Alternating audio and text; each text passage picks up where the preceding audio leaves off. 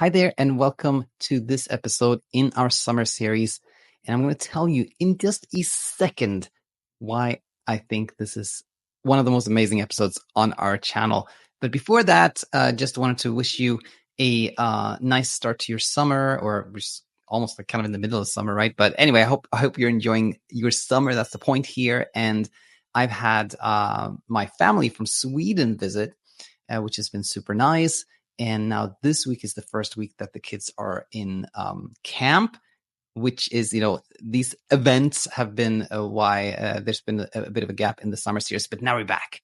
And we're back with a favorite episode with Nina. This is back from September of 2021. So, closer to 3 years ago than 2 years ago. And the reason I really wanted to share this one with you again is that it is perhaps the most dramatic account I've ever heard of how insomnia ends. Listening to Nina, I remember that, her story was so filled with like moments of utter and just 100% clarity and insight. And then, having moments of peace and serenity, and then just back in the struggle, like having a real tough time again. And then seeing everything super clearly once more, and then getting thrown back into, the throes of insomnia, back and forth. It was a very dramatic episode, but again, filled with insight. And there's so much to learn here from anyone who's leaving the struggle and who wants to know how what that process can be like. Of course, different from every from person to person, but this is a very true account of what it can be like. Now, what you may not know, and I'm saying you may not know, like a lot of people have seen this episode with Nina, but so if you have, what you may not know is that she was actually back as a guest in Talking Insomnia number 117, which is a year after the episode that we're about to look at. And so if you haven't seen that one, you might want to check that out. But I'll leave you here with one of the most wonderful and most powerful accounts that we have on our channel. Enjoy. Hey everyone, and welcome to a special Talking Insomnia episode where we have Nina with us from Australia. Welcome. Hi, Daniel. Nice to be here. How are you today? Yeah, feeling good. And how are you? I'm good. Thank you. So yes, what prompted this episode was really, and we'll talk maybe a little bit about this later, was you wrote some super helpful, insightful comments on Insomnia Insight number 337. Everybody can check that out. It's really, really a nice conversation between you and another member of the community. So that's why I thought I have to invite Nina. So I'm so glad you joined. But this said, I like to start asking, like, how did you find the channel? Yeah, so I struggled with insomnia about a year ago, and I've tried so many things. And then I came across this program where it helped you. It was not really CBT, but it helped you to control your thoughts around sleep. And I was doing that, but still I was struggling because I didn't really understand, the full picture. Didn't really know insomnia for what it was. And then I was in touch. I was obsessively in touch with all of the community members. I was just, chatting with them, how they're going, or if it's helping them. And one of them sent me a link to your channel. And I started watching videos. At first I was angry when I found out that you have to do nothing to beat insomnia. I'm like, yeah, this is nonsense. But I kept watching because I could see comments and success stories, but it didn't make sense at first. But then the more I watched, it just really resonated with me, the approach, because it sounded a lot like something that I did without knowing in the past when I did beat insomnia just intuitively. Very short periods of insomnia, but I always overcame it just by doing everything you said in the channel. And the more I watched, the more I understood it. So that was about maybe 8 or 9 months ago when I started watching your videos. Yeah. Right here. Oh, so interesting. So somebody tipped you off about the channel, and that now I have to just share something more for anyone who's tuning in here, which is that I've heard this more and more lately, that somebody heard on a Facebook group or Reddit or something like that. So I just want to say thank you for everyone out there who's spreading the word. It's so helpful.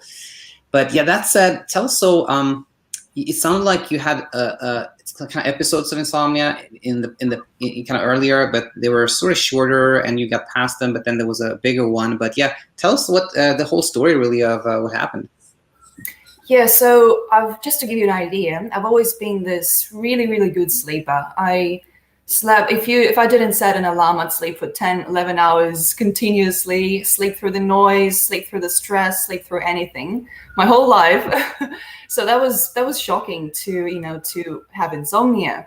But yeah, I had really brief episodes of bad sleep, which is absolutely normal, which was also really unusual for me. After maybe like my whole life has been great, and then I had a wedding. Of course, there's a lot of stress around the wedding, and then for around 1 or 2 weeks, I couldn't fall asleep for an hour. I was waking up early, but I just I had no idea what it was.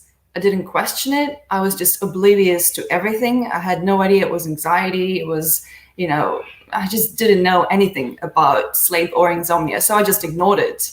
And I thought, oh yeah, it'll come back to normal soon at some point. I just didn't question anything. And of course, right after the wedding, it gets back to normal and I sleep like a baby again. And then I never even remembered that episode of bad sleep. It didn't come to mind. So just complete ignore and just no reaction, no nothing. And yeah, and it was back to normal for 2 years. And the wedding was like 3 years ago, something like that? Yeah, more than 3 years ago. Yeah, okay. A bit over 3 years ago. And then the second episode was when I moved to Australia, because I'm from Europe originally. So that was a big stress to move here. And also, of course, I couldn't fall asleep for a little bit. But that's when I started getting annoyed with it. And I had more time when I moved. I didn't work as much back then. So I had more time on my hands to question things and pay attention to things. And then I was just getting annoyed with it, and I started to anticipate bad nights based on what I had, yesterday or a week ago. So it was more in my mind. And then I bought this flower essence that's supposed to raise your frequency or vibration of the body or something. And then I thought it was helping me. And so I started sleeping better. And then I started to change my reactions as well. I'd wake up early in the morning. And then at first I'd get annoyed for, I don't know, the first week I was just getting annoyed with it. And then I thought, you know what, why am I getting annoyed? I'm just going to lie here and visualize. I really like to, visualize things like traveling or something nice. So I just would do that, but no more questions asked. Like no what ifs. Oh, I'll visualize so I can fall asleep. Or I'll visualize so that I can kill anxiety. It was just, I am just going to relax and visualize. And I did that without any what ifs. And so I would fall back to sleep every time. But I didn't care. I was just visualizing. So after a week, it was gone. After a week, it was gone, and I completely moved on. Didn't ask any more questions, didn't do anything. And so it was gone for a long time. And then the lockdown came, which is probably what, brought a lot of people to you, turning point. And lost everything, lost work, lost hobbies, outgoings, absolutely everything. And just spent all the time at home. And my husband was working outside all the time. So it was, you know what it's like when it's just complete loneliness. Started having trouble with falling asleep, I think because of some crippling depression or something. So of course it affected me. Couldn't fall asleep and then sort of ignored it. But then I started having sleep efforts. Like, oh, I'm just going to go for this long walk so I can definitely fall asleep tonight, and I started making, this really subtle efforts trying to control sleep. And then it was subtle, and then there was subtle fear, but it was all in the background. And then came the night when I just slept for 3 hours. And that was shocking to me because in my whole life, I have never, ever slept 3 hours. I fell asleep at 5 a.m., so it's also something I've never ever before experienced. And then, falling asleep at 5 a.m., being up all night, it was just so shocking. I just couldn't understand what was going on, just not having knowledge of why it's happening. It was just so scary, not having an idea. And then a week later, it happened again. And then sometime after that, it was zero sleep. It was just a sleepless night. And it was just intense fear of what the hell is going on. It was just so like, I have never in my life been so scared, of that. I'm laughing at it now. It sounds like another person and not me. But yeah, it was really, really fearful. And of course, right away, I tried the pills, and then I stayed awake even though I had the pills. So it was even more scary. And then one thing after another, I go to a doctor, and she gives me, she's like, oh, you have gut issues, take this, or you have low iron, take this, And of course, it was helpful for general health. It was good to know, but it has nothing to do with sleep. I've had, all kinds of things before. We all have, some health issues from time to time, but we sleep if we're normal sleepers, because it doesn't impact the sleep in any way. But I believed it, and I was so excited that, finally she's going to fix me, she's going to help me. And then I started sleeping a little bit better, but the fear was always in the background. That mysterious sleepless night, whatever it was, whatever caused it, I was so scared that it would come back. And of course it came back. Of course it came back again. But I knew that pills were helping me somehow. So I thought, no, that's okay. It's just one night. These pills are helping me. I'm getting better progressively. It's a process. And then I was still struggled all the time. And it was on my mind. Like, I would wake up and thought, okay, pills, what else can help me? And I would just research a lot on techniques, meditations, all kinds of things, literally everything. I visited maybe, 50 pages on Google, in the search. And then funny thing, we moved houses, and I was so busy unpacking and moving that although I slept little, I just didn't care. I had lots of stuff to do. And I just pushed through the fatigue. It was really tiring, but when you move around, even if you slept little, you feel fine somehow. So because I was moving around so much and having 2 coffees a day, I didn't feel the fatigue. So I'm like, oh, I don't care if I'm tired. I can still do things. And then I was so busy, I didn't have any time to question or predict sleep, or bad sleep, or question anything or doubt anything. So, and I was just exhausted by the end of the day. So I didn't care if I slept. I just wanted to go and just relax. I couldn't stand on my feet, 10 hours of like unpacking or doing all those things. And I started sleeping really well because I was exhausted. I woke up early, didn't think about it. And then it started getting a little bit better, and then better and better. And I thought, this is it. I think I fixed sleep. And then I would tell my husband, and he's, just to give you an idea, my husband is the kind of person who's just always happy. He doesn't care. He doesn't think about things, doesn't overanalyze. And he always, even when everything started, he told me, just don't care. Just don't think about it. I'm like, no, this is not a solution. You don't get it. This is serious. This is serious. And I wanted to believe it was serious. He's like, just don't think about it. Just don't care. You slept fine before because you didn't think about it. Just leave it. Just leave it. And then, when I told him that, my sleep is fixed, he's like, good. Now just move on. Now just forget about it. I'm like, no, I'm not. I can't move on. I just couldn't move on. It was still there. It was so fearful. It was strange. It was weird. It was mysterious and scary. And it was unresolved, always in the background, always there. And of course, after we finished all of the unpacking, finished all of the housework, weeks later, comes another night when I can't fall asleep. But right away I think, oh no, I hope it's not insomnia again. And I start analyzing why I couldn't fall asleep. I'm like, could it be because of these thoughts? Could it be because of this mood today? Maybe I need to have more fulfillment in life. Maybe I need to do this. And I start analyzing my life. I think it has something to do with that. And just so many thoughts around sleep. And I had another sleepless night. By that time was a lot worse than all the previous periods of insomnia. I just thought, nothing helped. Those pills didn't help. Even this moving thing didn't help. This is back, and it's back for good. And it's really, really scary. And I can't live with it. It's horrible. And right away, it was just complete obsession. It was like in my whole life, I've never been so obsessed about anything like this before. And Oh, it was just horrible. My whole day, like hours and hours every day, I would be thinking about it, talking about it. And then I had a sleepless night. And after that sleepless night, I had another sleepless night. And I had like like I knew it was sleepless because I was like wide awake.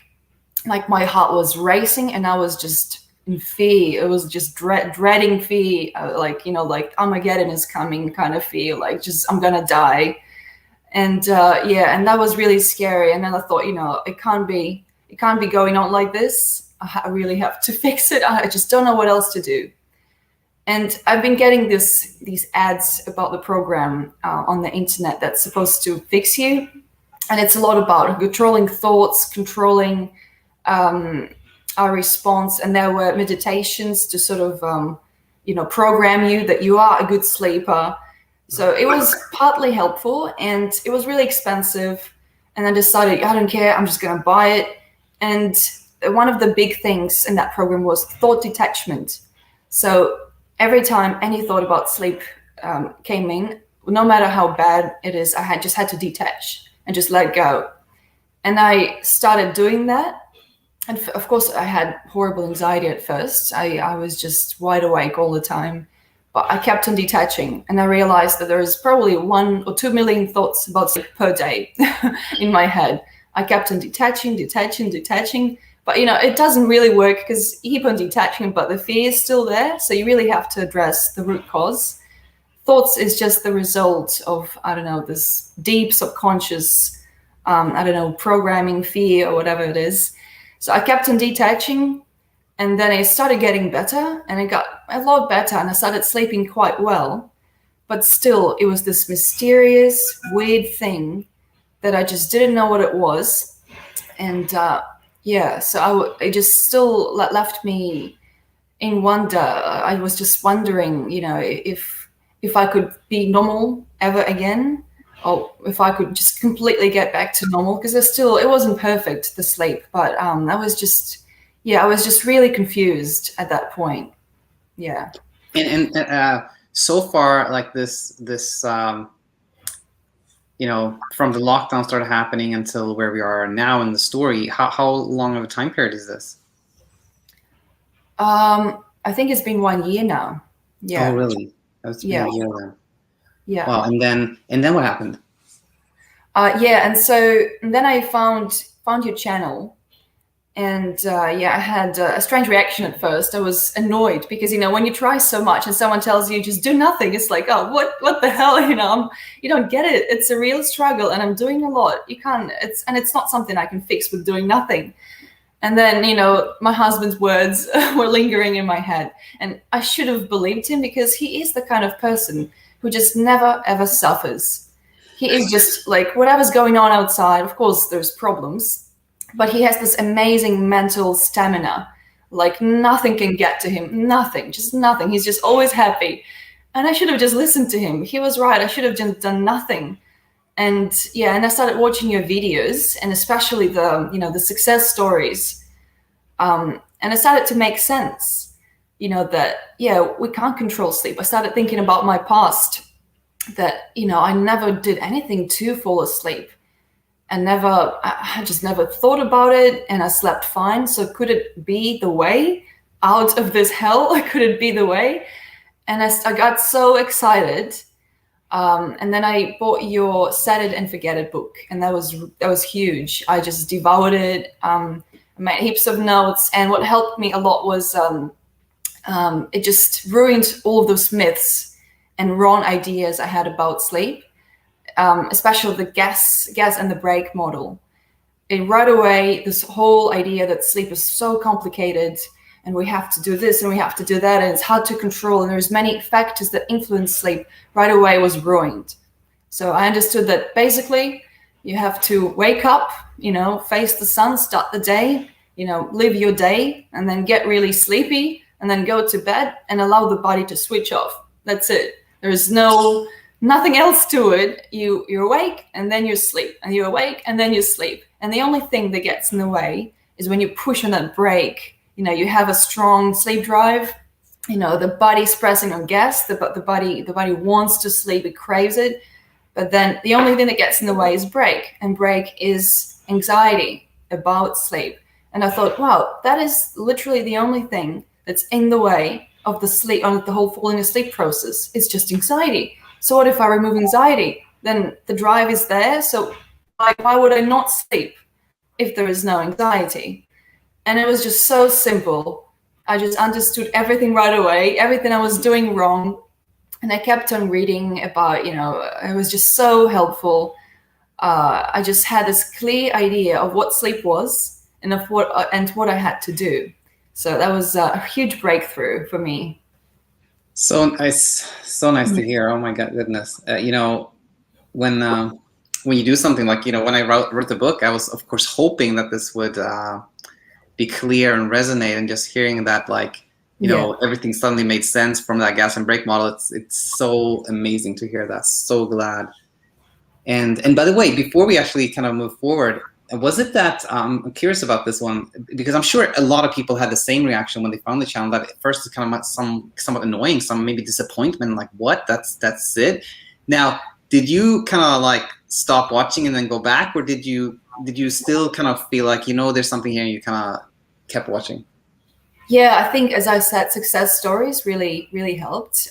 Just seeing that people really overcame it for good, and they just completely got back to normal.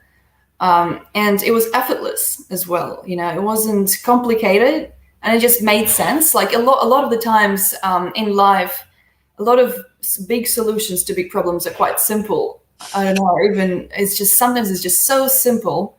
Like the truth has to be simple. Otherwise it's not the truth, it just has to be, I believe that. It has to click for you. It's like, it just clicks for you and you get it, and there's no way, and there's no going back. So it just, I don't know, just the simplicity of it. And it started to make sense because I remembered the me from the past who was a normal sleeper.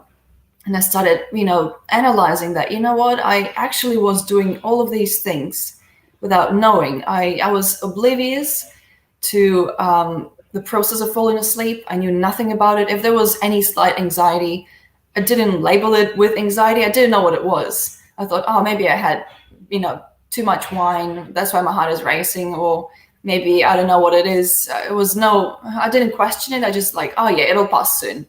And sure enough, half an hour, it would pass. I fall asleep and then I forget I ever had it.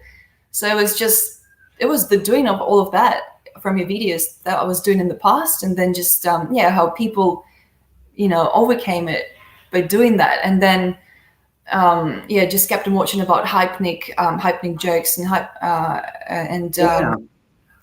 awareness, and hypnic awareness, and how I had something like that in the past as well.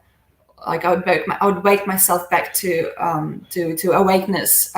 awareness, because I was maybe stressed at work, but I'm like, oh, what was that? And I get back to sleep, So I didn't react to it. It was just basically, the more I watched, the more I realized it's the doing of nothing. It's thinking nothing. It's not reacting in any way. It's just complete nothingness. There's nothing there. Even insomnia in itself is not really a problem. It's something we made up in our minds, and we label it as a problem.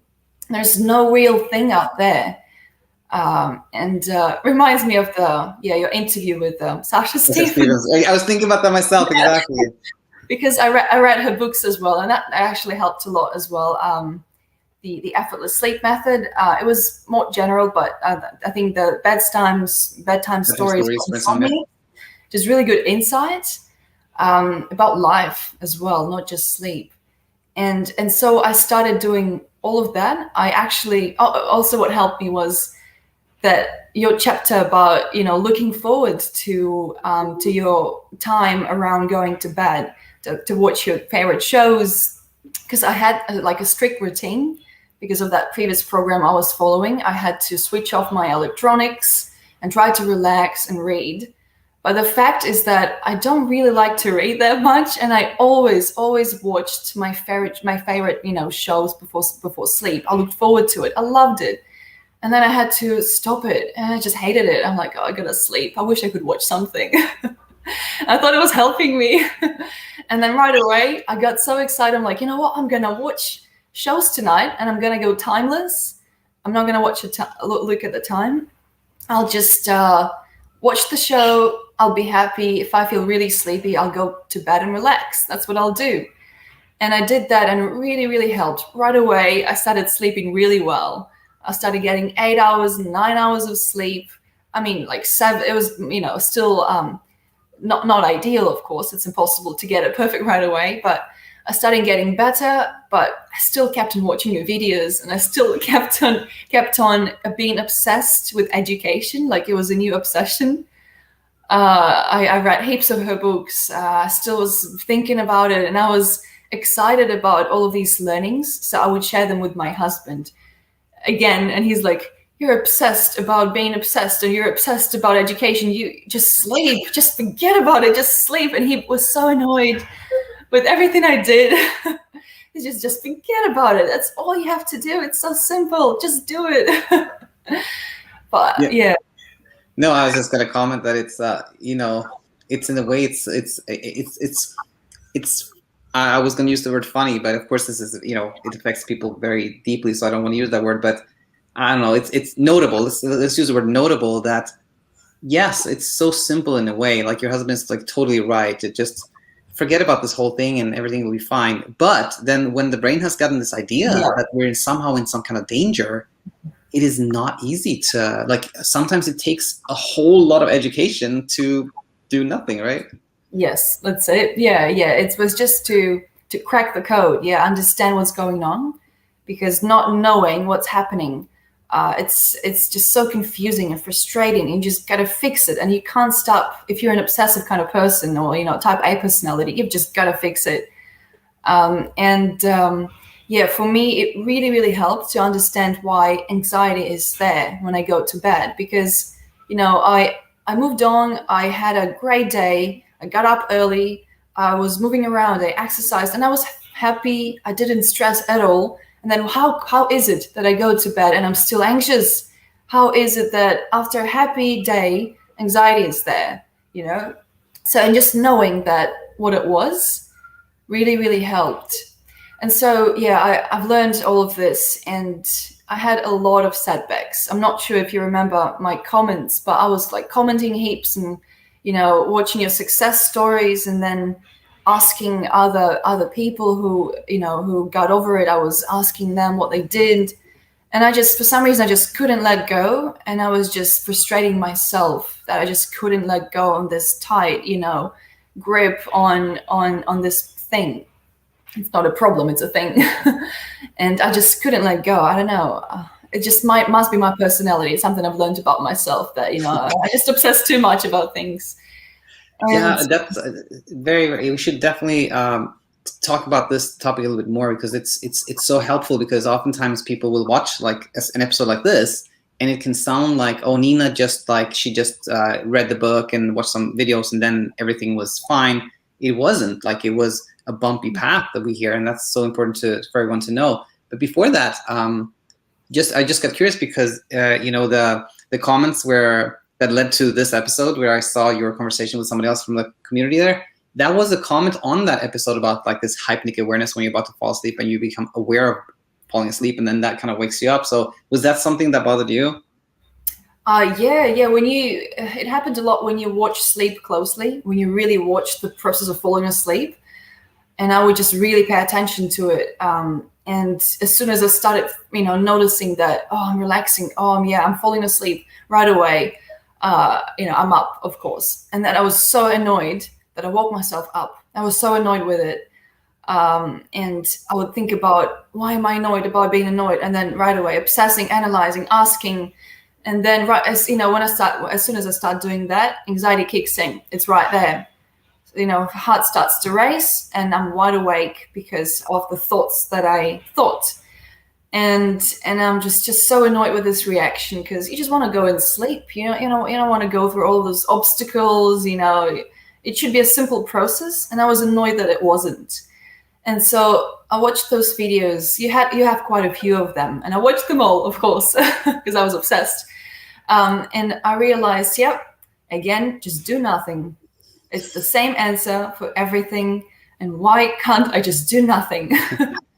And so, Yeah, and then it was funny. One of your persons you interviewed said that it's doing nothing, but it's not trying to do nothing either. Like it has to be completely effortless, just nothing, and then you sleep.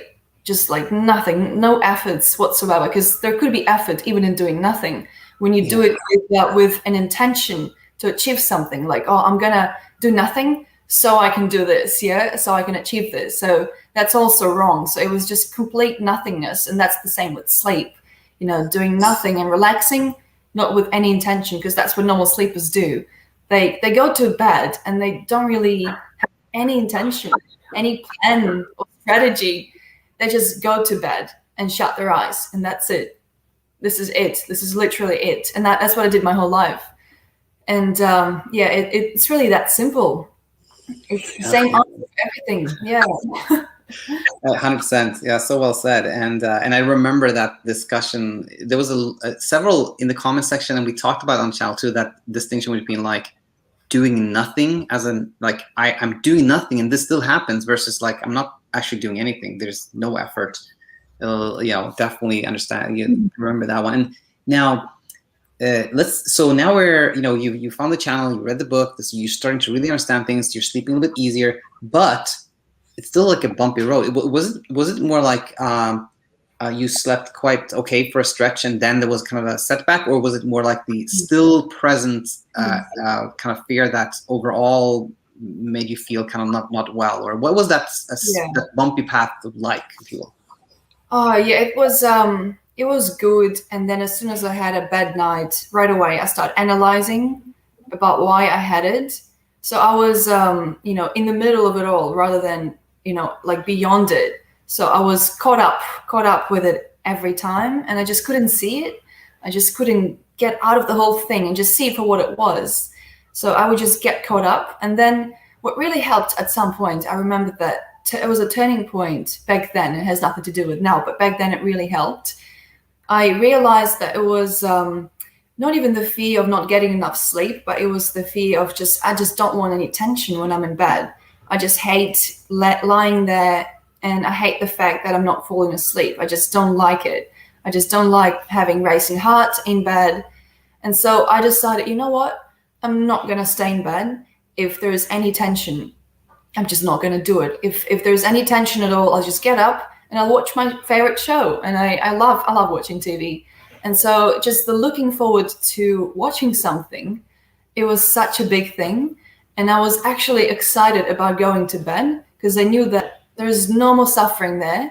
I'll just get up and watch something. And funny enough, I fell asleep the first night and the second night and the third night. And I never actually got to watch anything because I kept on falling asleep because I just somehow got into that subconscious fear and I just completely disarmed it.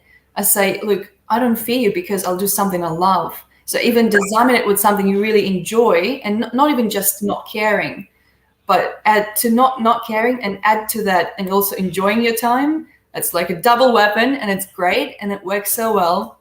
And so I just, knowing that I will watch something and enjoy myself, kept putting me to sleep almost every night, maybe like one night a week I wouldn't.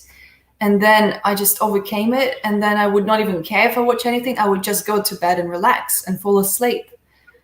But then I remember that I broke that streak of good night because we went away for a little trip. And I haven't slept outside of my house yet.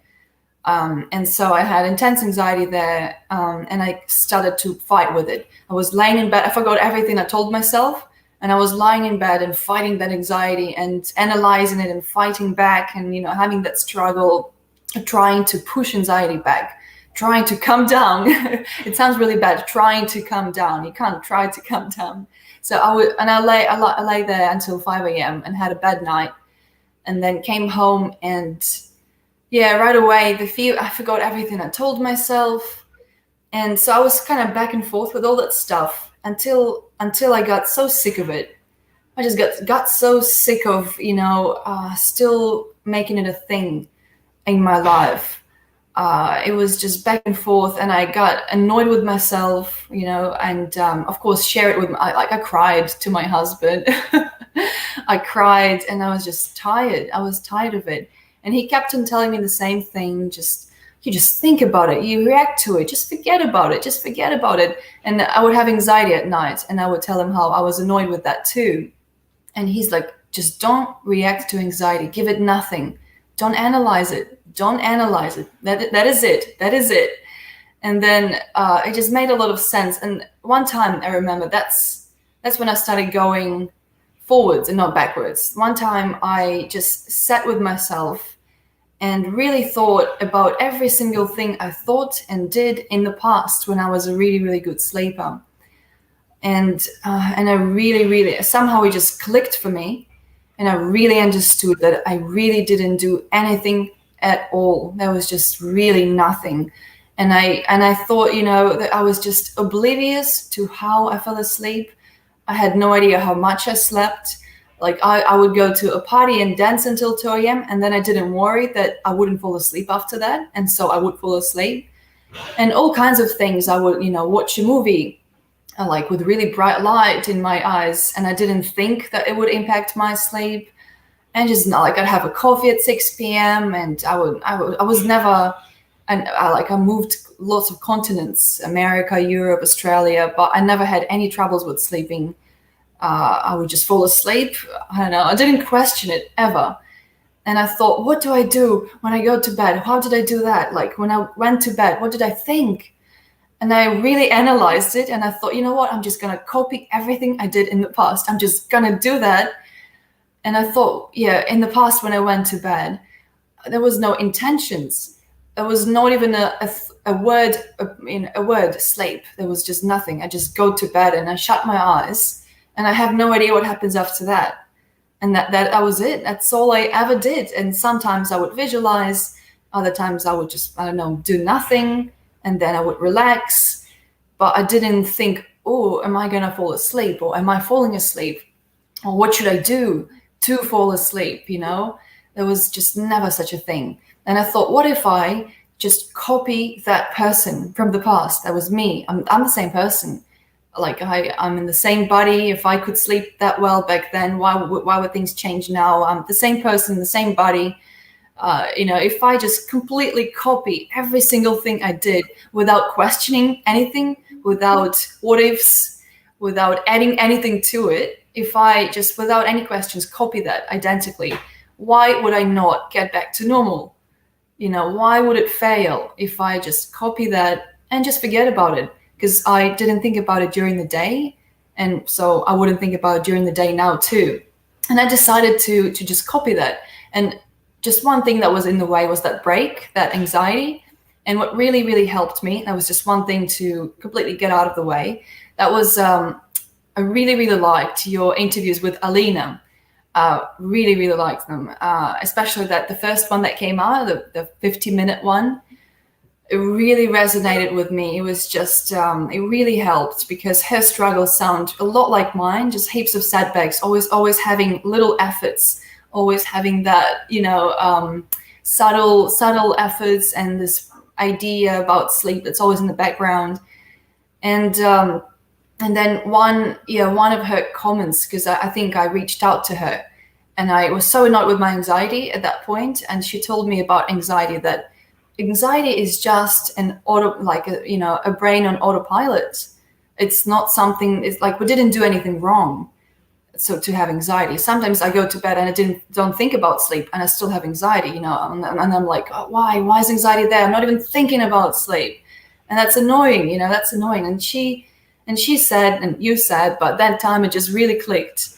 It's just an autopilot. It's a silly, automated, subconscious thing that keeps running because there were so many nights in the last year, hundreds of nights, when I was fearful. And every time, when you're fearful of the same thing every time, every night, of course, the brain automates the response to match that fear. So it was just an automated thing. It's really that simple. It was nothing. And then I knew that it was nothing. It was just an autopilot. And what's there to why question it then? why be afraid of it? Why analyze it? There is nothing to solve, nothing to analyze. You just understand that it's autopilot, and when I decided, you know what, I'll go to bed and I'll just do nothing like I did in the past. And if autopilot kicks in, I'll be kind to it. I'll befriend it. I'll just get up. I'm not going to force myself to sleep through anxiety because it's not pleasant. And I want to do that to myself. So I'll just get up and do something I enjoy. And I will allow the brain to notify me of danger. I'll accept it. I'll relax and I'll go back to bed and get back to doing nothing. And I did that. And we traveled for 10 days. We had a really big trip. And I still kept that same thinking. And there was no matter what, no what ifs, nothing to add to it. It was simple. It was a simple formula. and at that time, I finally had that simplicity. There was no more videos, no more obsessions. And I did that. And of course, anxiety was there because it was also different surroundings. So the way brain works is that it detects that there was a big danger in the past when I slept outside of my home. So it warns me even more.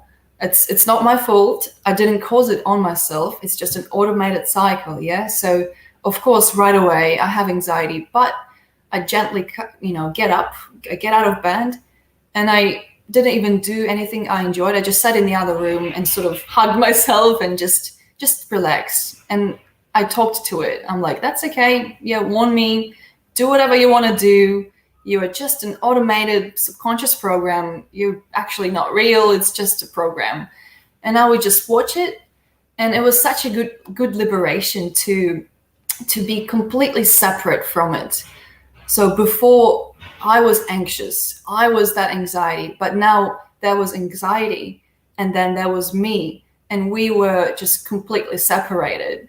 We were on different shores, and I was the one watching it. And when you do that, when you, as they say, shine your consciousness on that thought or on that feeling, when shining that consciousness on it, by being aware of it, it just dissipates.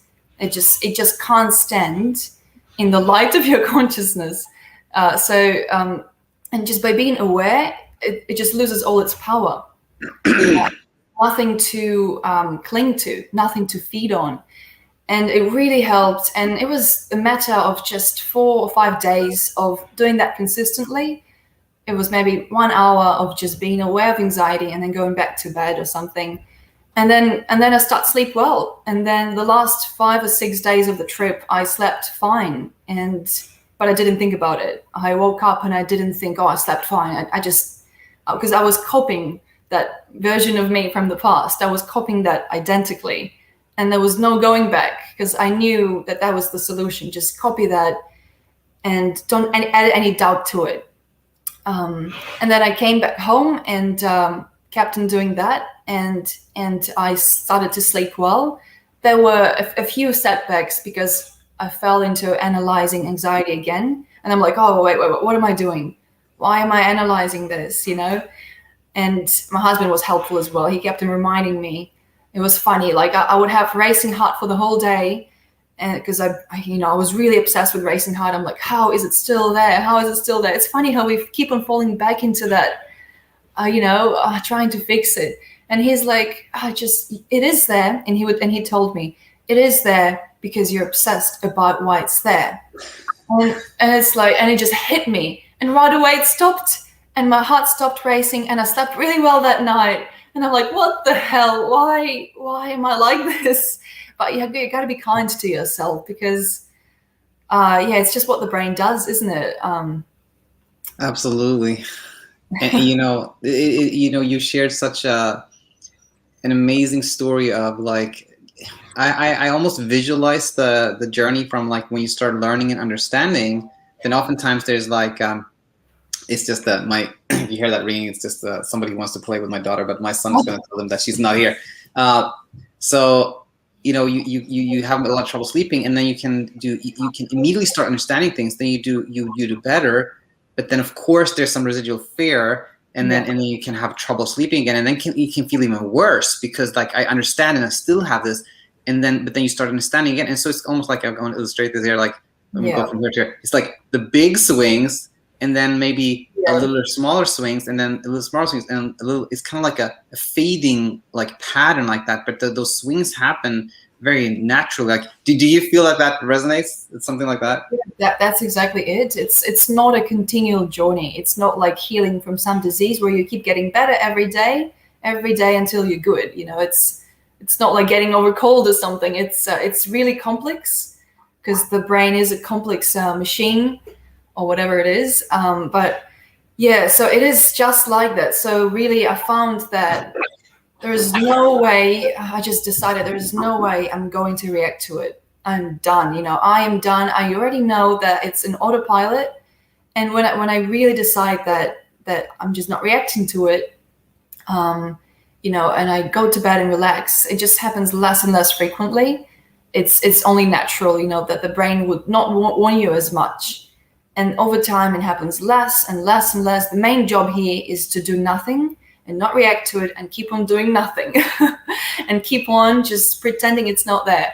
Oh, also, and what really helped as well, I read an article on the internet a few months ago. It was an interview with Sasha Stephens. One woman, a journalist, she had insomnia, and she read about her method and she started practicing it, but was in a similar situation where she was still stuck. Like, she was doing better, but she was still a little confused about should I get out of bed? Should I do this? You know, still trying to solve it. I'm wondering if I'm going to just interrupt you real quick, just because maybe the same article I read. Is it the one where the journalist happens to live in the same town and she goes visit? Yes. Yeah, that one. Oh, yeah. Let's go on, yeah. Yeah, that's interesting. And then Sasha comes into her house. And the woman is like, I just wanted to look her in the eye and really ask her if she really sleeps 8 to 9 hours every night. And then Sasha comes and sips on coffee at 5 p.m., which was confusing to the woman. And the woman asks her, and I screenshotted that what Sasha replied, and I just kept on getting back to it every time I had a setback. And Sasha replied to her, you're still thinking too much about sleep. You are still paying too much attention to it just by having me here. By talking to me, you are already better. You already had the full night of sleep a few times, so you know that your body can do it. You are already better. And she said, and that's what I screenshotted, that when I got to your stage of having a few full good nights of sleep, I just did one last thing. I paid absolutely no attention to it whatsoever. I just pretended it was not there. And it's just like it could even be a game, you know, just pretending and living this other life where you think it's not there, and it's like, oh, it's gone. And then you just pretend in the day, pretend it's not there, and at night you go to bed and you pretend it's not there, and it's great. When it could turn into this fake it till you make it kind of process, which is fun. And then she kept on saying that, you know, body has that's also what helped me, knowing that body has self-regulating mechanisms. It always does. Things always self-regulates. You know, the body always seeks homeostasis. It always wants to go back to normal. It always does, even with disease. And the only thing that gets back in the way with sleep is, you know, you're still thinking about it. You're still holding on to it. Just let go and just allow it to self-regulate at its own pace. And so, and then she said to a woman that if today you forgot that you ever had a sleep problem, you would go to bed and sleep for 8 hours every day until the rest of your life. If all of those memories, thoughts and labels and emotions were gone out of our brains, we would just start sleeping, you know? And so I thought, what if I just stop it all? What if I just erase it? What if I just pretend? What if I do nothing? And then I did all that. I went to bed and I didn't even tell myself, you know what, if I don't sleep tonight, I'm going to watch this. Because that's what I used to tell to myself in the past, to eliminate the fear. And it helped, it was coming. But this time I just really pretended it wasn't there. Like I would go to bed and be the me from like 5 years ago or something. I would just think nothing. I would just let my thoughts drift. And that really helped. So, I've realized along the way how funny it is how we believe our thoughts so much. I know that you are into like Zen and meditation and all that, and that I came to this amazing realization that really helped me with eliminating a lot of other obsessions in life, because a lot of problems, a lot of suffering is from labels that we give to that situation. And I started to read about that. I read, not sure if you've heard of it, The Power of Now. Yeah, I've read it. Yeah.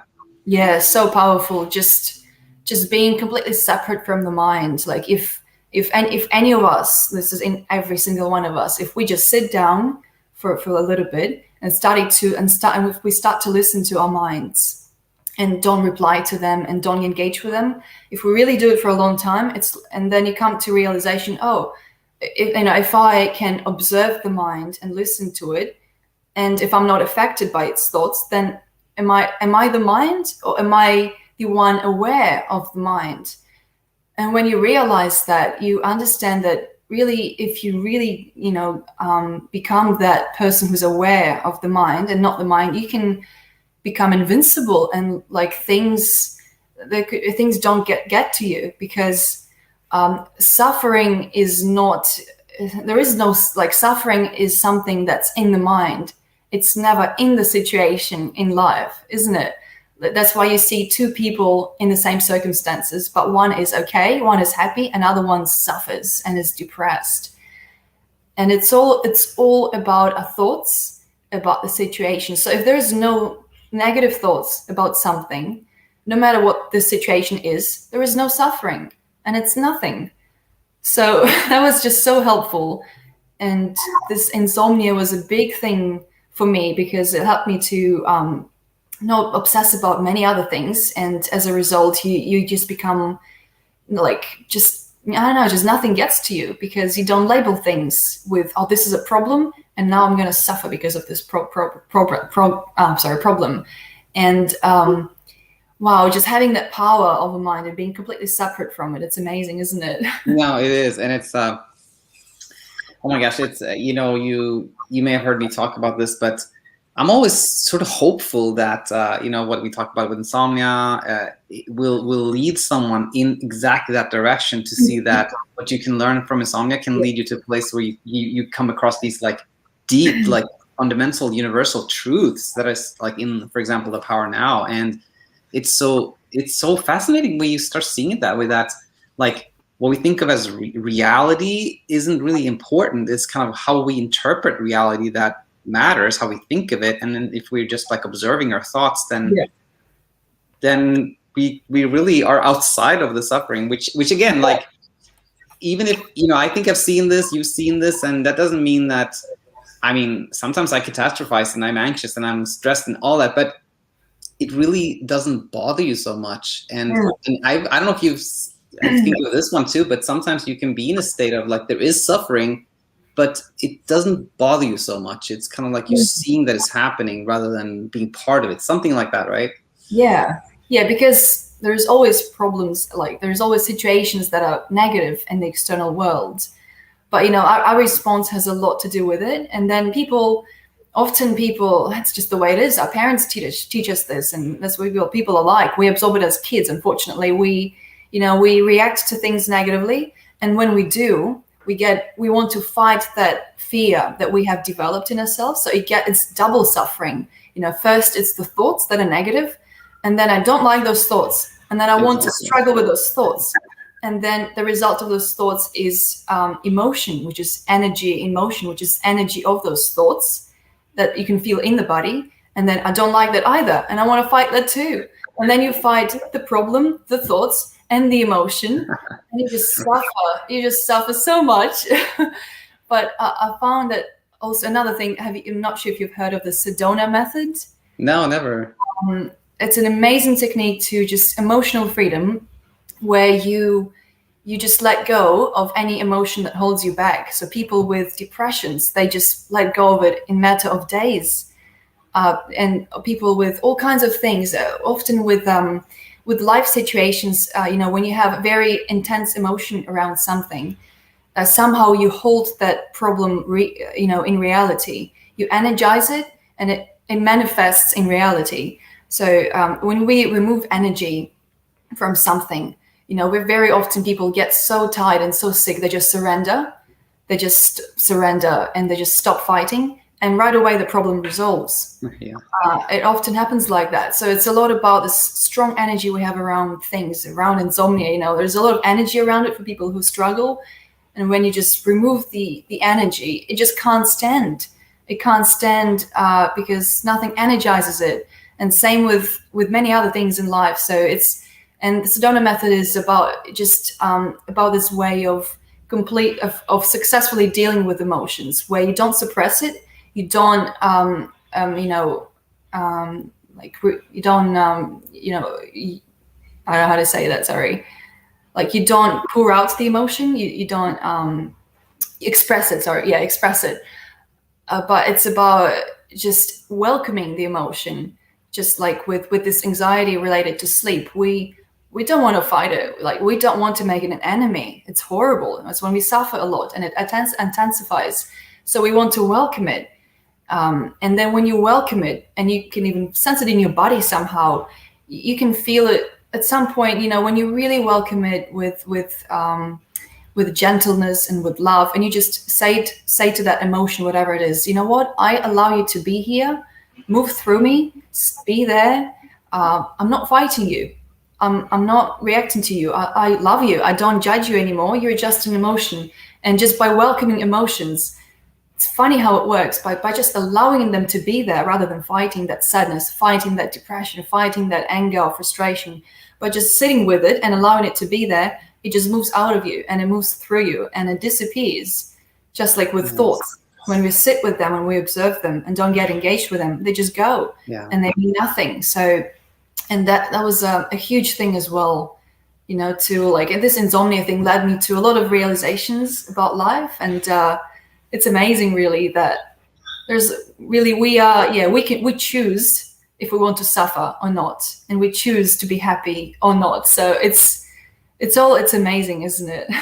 No, absolutely. And I don't know if you saw that episode, because by the time I recorded that one, you probably were doing better already, but I made this video called like the evolution of Nado, where I talk about how now I see it as like, at first I saw it as like, okay, somebody has trouble sleeping and I can help that person solve that problem and that's all good. To now I think of it more as like anybody who comes to me and says like, I have trouble sleeping, that's like, okay, we have like an entry point here. We have something that we can use so that you can learn about yourself, you can learn about the mind, and that can become something that leads you to so much more. And like, it can be a gift. It can be something that helps you so much in life. And your story kind of is the embodiment of that, I'm honestly happy I've had that insomnia, because, once you know all of these things, there's no going back. Then you just know it. And why would you choose to suffer? If you learned this, it could be life-changing. Like, I'm not going to live the rest of my life with the knowledge I had from before insomnia, because I used to be a negative person. So why would I go back to that if I know the truth, that it's easy. It's always a choice. Even it also helped me to deal with someone asked me in that comment about fatigue during the day when you had a really rough night of sleep. Even that is a choice. It's a choice to get up and be exhausted and just be run down and miserable. Or, the body is really, people call the body the reflection of the mind. So people with a lot of diseases, or those who are really sick, it's because a lot of the times it's because of thoughts that they've had, chronically bad thoughts for a long time, and it manifests in disease. And then you see people who are really happy and upbeat, and they rarely get sick. Like, they're really healthy and they have lots of energy. And really, so the body is at our command. It will do whatever you think. If you think sad thoughts, negative thoughts, frustration, it manifests in the body and it's exhausted. It feels heavy. And, when you're happy, your body feels light. It's just natural. And it feels natural because happiness is a normal state of being. And it's always there when we stop thinking negative things. And it's there. It's always there. Yeah. We just have to unpeel those layers of negativity. And I think, I think it's so true what you say specifically here about like the fatigue, that it really is sort of like an emotion. It comes from our thoughts. And like the tricky thing, of course, is that I mean, the whole paradox to me is that thing about like when somebody hears that, they can be like, how do I stop thinking negative things? Well, it's really all about like the paradox of it is like, well, if you allow negative thoughts to happen, then they actually go away. Yes. So, kind of tricky, right? But I think that's it. And now I want to like maybe we already talked an hour, which is it doesn't surely doesn't feel like it, but there's so much value here. But I guess maybe a last comment from my end was this one about like you know, I often have clients who are like feel like maybe they've gone kind of up and down, or maybe it's been a real struggle and things feel kind of hopeless, and they're like, you know, I feel like just giving up. And to me, it's like that means you're this close to doing really well. Like giving up is the thing that's going to help you, right? Because giving up is like letting go, and letting go is like releasing. And when you release, it's gone, isn't it? Yeah. So it's probably. Which, by the way, you know, I have to read up about the Sedona method, but I so see it that way too. And like here, it was described as an energy, and you know, going back to Sasha Stevens, she was like one of the things she said when I talked to her that is like I'll never forget is like there's nothing there, like there's nothing there, which is like insomnia is not something actually that it cannot exist unless you try, you fight, or you do something, you analyze, you try, right? And if you don't do that, it's like there is nothing there. Yeah. Totally. So it just really makes it empty for you when you realize, like for me, when I started to read about thoughts and how we're not our thoughts and we're not our emotions. And I thought, you know, with insomnia, it's really just a product of the mind. The insomnia exists in the form of thoughts and memories and beliefs. Beliefs are thoughts. So if there is no thoughts, no beliefs, if I forget about the memories or just let them go when they come up. So if I remove all that, then how can insomnia stand? Yes. How can it exist if thoughts don't hold it? Because if it exists in thoughts, if there's no thoughts, it's gone. So I thought, I'll just stop thinking about it. Why would I hold on to it? It's so easy. Yeah, it is. This was kind of a perfect place to end this. Like it really, in a way, is that easy. Everyone out there, it is that easy. Well, it's not easy to get there because it is a journey, but at the end of it, that is where you end up. So, yeah, I want to say this was amazing. You know, so much value. And by the way, I'll send you an email when I post this. It's probably going to be in a few days, but I'm sure there's going to be several people commenting. So if you have time and feel like it, you can answer some comments. And with that said, yeah, I just want to say thanks so much for coming on. And it was really, really amazing to have you. Yeah, it was great. Yeah, thank you so much, Daniel. All right. You got it. Stay in touch, okay? Yeah, bye. They say that the best things in life are free. And I truly hope that this free video helps you rediscover something else that is free, which is peaceful sleep. If you do find our content here helpful, then please hit the like button, hit the subscribe button, share it with people, because the more views we get, the more people we reach, the more chances of changing lives we have.